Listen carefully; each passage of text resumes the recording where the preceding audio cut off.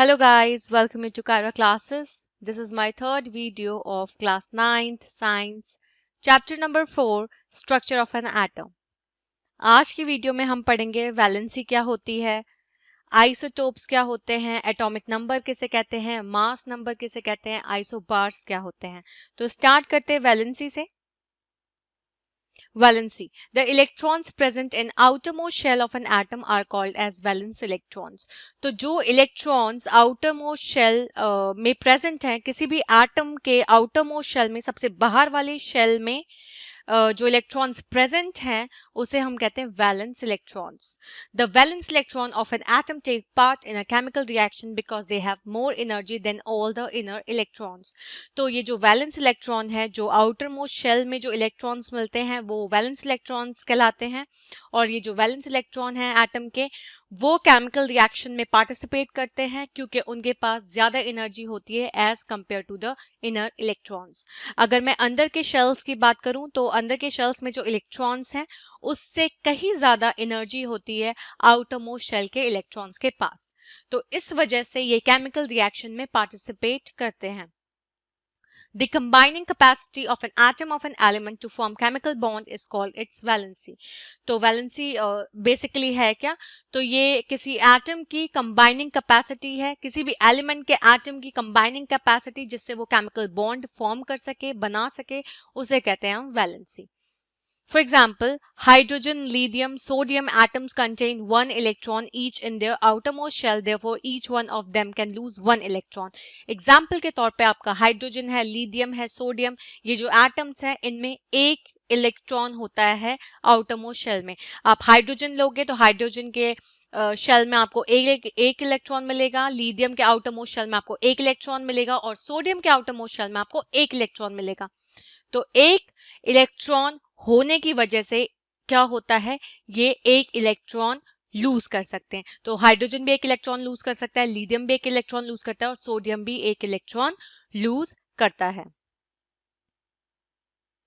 Atomic number. Next topic है हमारा atomic number.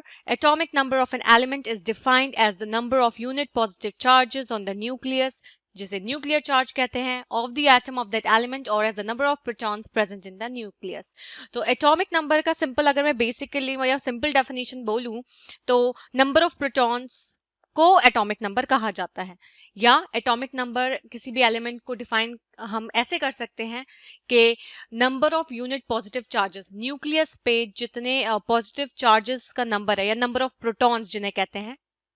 Obviously सी बात है, न्यूक्लियस है, न्यूक्लियस के अंदर आपको प्रोटॉन मिलता है, न्यूट्रॉन मिलता है।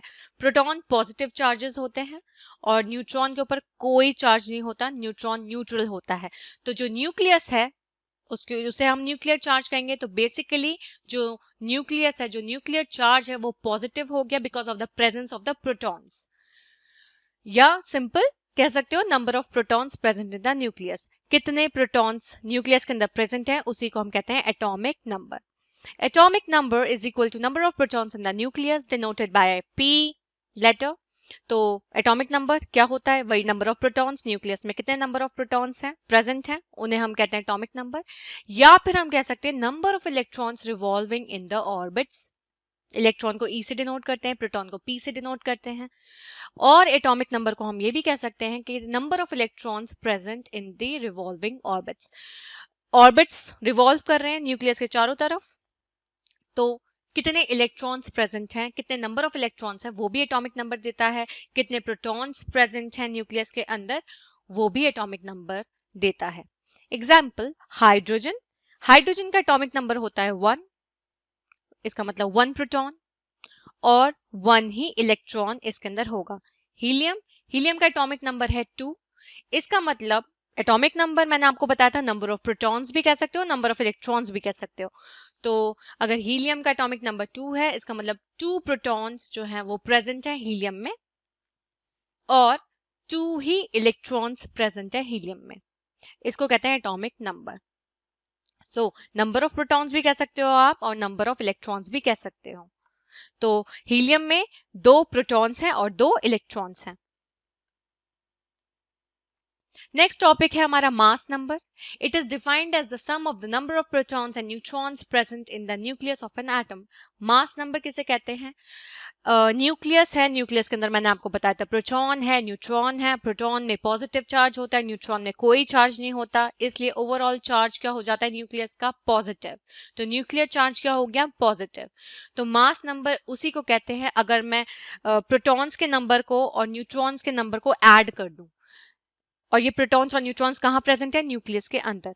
तो number of protons plus number of neutrons will give you mass number. जैसे यहाँ पे नीचे लिखा है mass number is equal to mass of protons plus mass of neutrons, या number of protons plus number of neutrons. Example, carbon mass number is equal to 12. Carbon का जो mass number है वो है 12. इसका मतलब इसमें 6 प्रोटॉन्स और 6 न्यूट्रॉन्स प्रेजेंट होंगे. अब हमें कैसे पता चलेगा कि 6 न्यूट्रॉन्स ही प्रेजेंट होंगे? तो मैंने आपको बताया था कि number of protons is equal to number of electrons.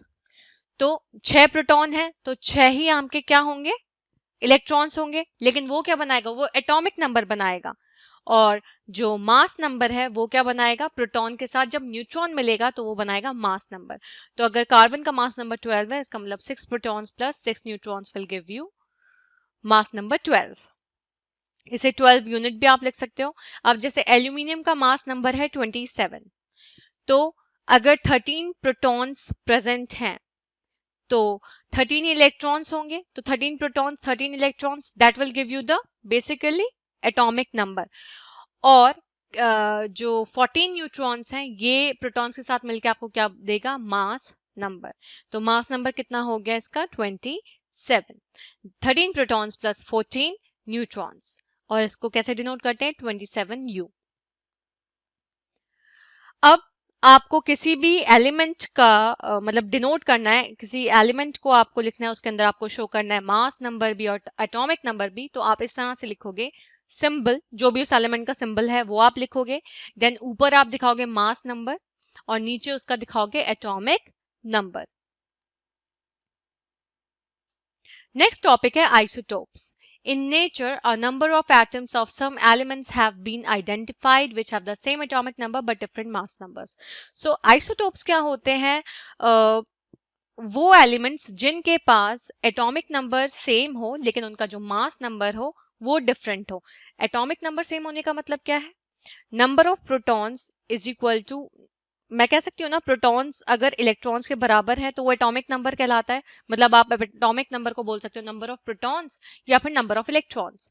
लेकिन जो एलिमेंट्स हैं उसमें एटॉमिक नंबर सेम होगा, लेकिन जो मास नंबर है, number of protons plus number of neutrons will be different. ये अलग होंगे. For example, take the case of hydrogen atom. Hydrogen atom का केस ले लेते हैं. It has 3 atomic species. 3 atomic species होती हैं इसकी. जैसे कि पहला है प्रोटियम. अब आप देख सकते हो सिंबल मैंने लिखा हुआ है, जैसे पिछली स्लाइड में बताया था आप सिंबल लिखोगे, ठीक है. ऊपर मास नंबर होगा, नीचे एटॉमिक नंबर होगा. तो प्रोटियम में से मतलब एटॉमिक नंबर और मास नंबर सेम है 1 1. नेक्स्ट है ड्यूटीरियम. ड्यूटीरियम का एटॉमिक नंबर 1 है लेकिन मास नंबर क्या है? 2. एंड ट्राइशियम. ट्राइशियम में एटॉमिक नंबर फिर से 1 है लेकिन मास नंबर क्या है? 3. सो यहाँ पे आप देख सकते हो एटॉमिक नंबर प्रोटियम में भी 1 है, ड्यूटीरियम में भी 1 है और ट्राइशियम में भी एटॉमिक नंबर क्या है? 1.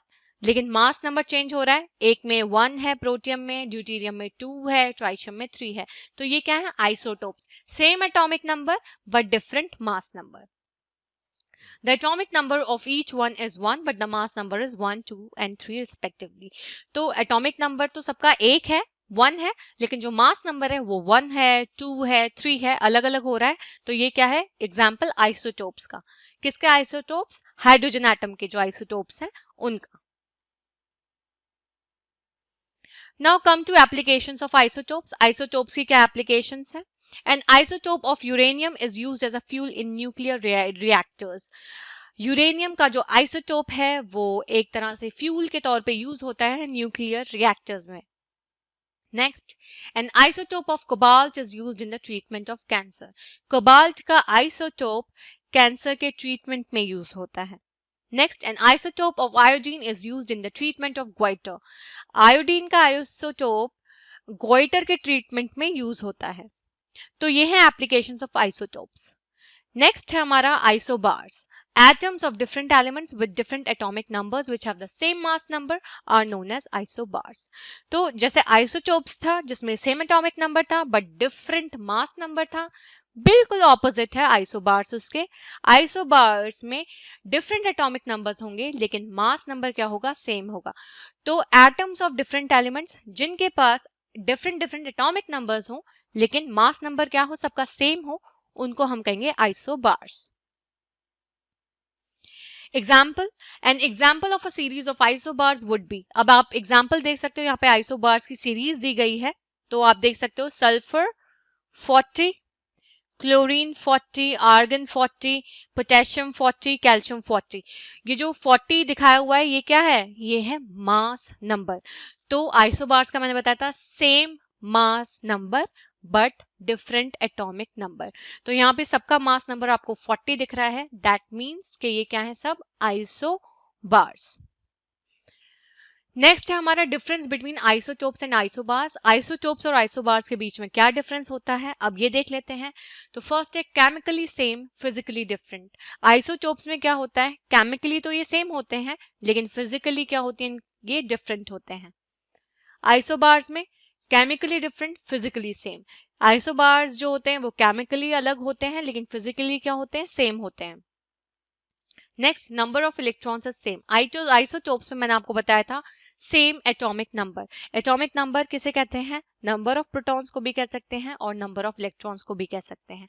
तो आइसोटोप्स में नंबर ऑफ इलेक्ट्रॉन्स क्या है, वो सेम है। आइसोबार्स में number of electrons is different. Isobars में जो इलेक्ट्रॉन्स के नंबर्स हैं वो अलग है, क्योंकि मैंने बताया था आइसोबार्स में क्या होता है, मास नंबर सेम होता है, एटॉमिक नंबर डिफरेंट होता है। Atomic number, number of protons या नंबर ऑफ इलेक्ट्रॉन्स। तो नंबर ऑफ इलेक्ट्रॉन्स यहाँ पे क्या हो जाएंगे, अलग हो जाएंगे। क्यों, क्योंकि यहाँ पे एटॉमिक नंबर क्या होता है, डिफरेंट होता है। Isotopes cannot be separated by chemical means. आप आइसोटोप को केमिकल मेथड से सेपरेट नहीं कर सकते हो, जबकि आइसोबार्स केमिकल मेथड से सेपरेट हो सकता है। आज की वीडियो में हमारा ये पूरा चैप्टर कंप्लीट हो गया है। Structure of an atom complete हो चुका है। Thank you for watching and please subscribe my channel for more videos. Thank you.